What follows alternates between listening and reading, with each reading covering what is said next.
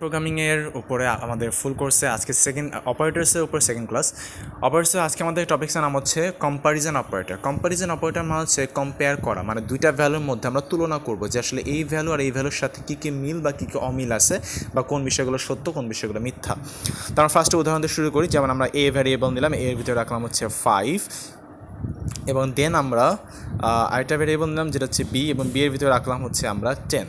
ঠিক আছে, এবার আমরা আরেকটা ভ্যারিয়েবল নিলাম যেটার নাম দিলাম হচ্ছে রেজাল্ট, এবং আচ্ছা RESULT রেজাল্ট, এবং রেজাল্টের ভিতরে আমরা দিলাম যে, এবার আমরা বললাম দেখেন আমাদের এ কিন্তু বি এর থেকে কি ছোটো না, তো আমরা লিখলাম যে এ ইজ লেস দেন বি। আচ্ছা, এখানে আমি একটা কম্প্যারিজন, এই লেস দেন যে চিহ্নটা এটাই হচ্ছে আমার কম্প্যারিজন অপারেটর।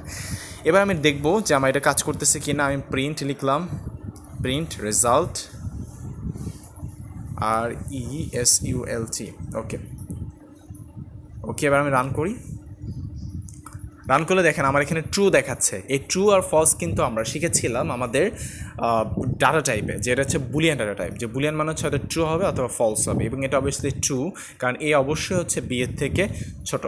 এবার ধরেন আমরা আরও কিছু অপারেটরের সঙ্গে আপনাদের পরিচয় করাই। যেমন ধরেন আমি যদি লিখিয়েছি a is equal to b, a আর বি তো ইকুয়াল না, তো যদি আমি এটাকে রান করি তাহলে আমার এখানে আসবে কি 10। আচ্ছা, ইকুয়াল, আচ্ছা result equals to a equals to b চলে আসছে। আচ্ছা ঠিক আছে, আর এখানে মূলত কী হয়েছে, আমরা রেজাল্টের ভিতরে এ সাইন করছি, এর মধ্যে বি সাইন করছে, তো আলটিমেট রেজাল্টটা হচ্ছে 10 দেখাইছে। আচ্ছা, আমরা যদি এখন ধরেন এখানে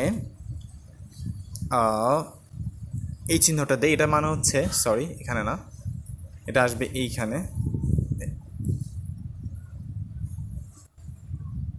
এইখানে আসবে। আচ্ছা, এবার ধরেন যদি রান করি, আচ্ছা আমাদের এখানে একটু গ্যাপ হয়ে গেছে, গ্যাপ থাকবে না। ওকে, এবার রান করি, ট্রু দেখাইছে। এখানে মূলত কাহিনী কী হয়েছে আমি আপনাদের বুঝাই। এখানে এই যে চিহ্নটা দিচ্ছে আমি, যে উদ্ধৃত চিহ্ন বা কী বলে এক্সক্লামেটরি সাইন, এই সাইন দ্বারা বোঝাচ্ছে যে এ বি এর সমান নয়। আমরা ইকুয়াল চিহ্ন দ্বারা তো বুঝছি এ বি এর সমান, আর যখন আমি এক্সক্লামেটরি সাইন দিচ্ছি তখন আমি বলছি যে এ বি এর সমান নয়, তো অবভিয়াসলি এ আর বি সমান না, তাই আমার এটাকে ট্রু দেখাইছে।